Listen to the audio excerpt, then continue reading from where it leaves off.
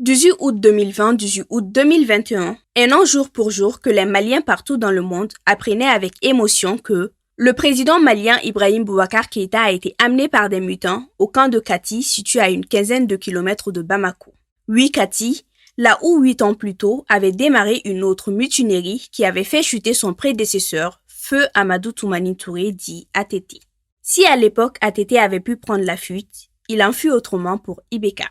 Ce fameux mardi 18 août 2020, de nombreux Maliens avaient commencé une journée ordinaire. Aux environs de 9 heures, les premières rumeurs sur la prise du contrôle de la base militaire de Kati par un groupe de soldats ultérieurement dénommé Comité national pour le salut du peuple, puis celles de patrouilles militaires circulant dans la capitale ont vite fait le tour de la toile. Les heures qui ont suivi ont laissé place à un tremplin d'informations, laissant planer le doute sur la situation réelle du pays et plongeant le peuple dans une incertitude totale. L'ambiance était morose dans la capitale. Sur les réseaux sociaux, chacun trouvait à dire. On parlait de coup d'État en gestation ou encore d'ultimatum donné au président Ibeka et à sa famille par les 10 militaires pour quitter le pays. Pendant que certains vaquaient tranquillement à leur occupation, ils étaient nombreux à se retrouver à la place de l'indépendance pour, ont-ils dit, soutenir les militaires.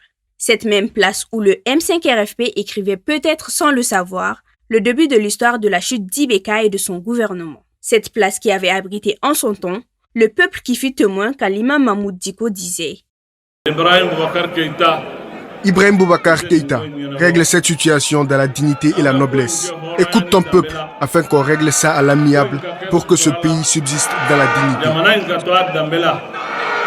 Avant de rajouter que ce n'est qu'un début. Comme il ne veut pas d'ultimatum et que quand on lui demande d'arrêter quelque chose, le lendemain, il le refait une fois, puis 2, puis 3, comme s'il s'en foutait. S'il ose tenter ça, sa sortie de ce pays sera comptée dans l'histoire.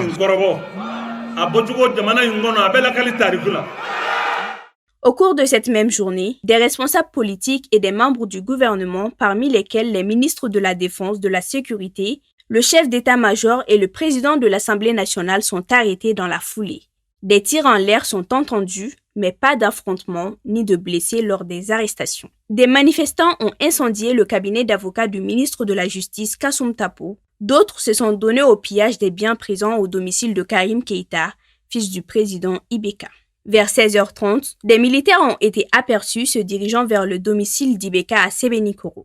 Ils y repartaient quelques heures après, avec celui qui serait nommé dans les heures qui suivent, le président déchu et son premier ministre Dr Boubou Sissi. Le convoi fut escorté jusqu'à Kati, laissant derrière eux une foule en joie, manifestant leur bonheur et félicitant la junte pour ce qu'ils voyaient comme étant une libération. Le porte-parole du M5-RFP en son temps avait approuvé l'arrestation d'Ibeka en disant « Ce n'est pas un coup d'état militaire, mais une insurrection populaire ». Le président a par la suite annoncé dans la nuit du mardi à mercredi sa démission et la dissolution du Parlement et du gouvernement. A dit Ibeka dans une allocution diffusée par la télévision nationale ORTM. « Je ne souhaite qu'aucun sang soit versé », avait-il ajouté.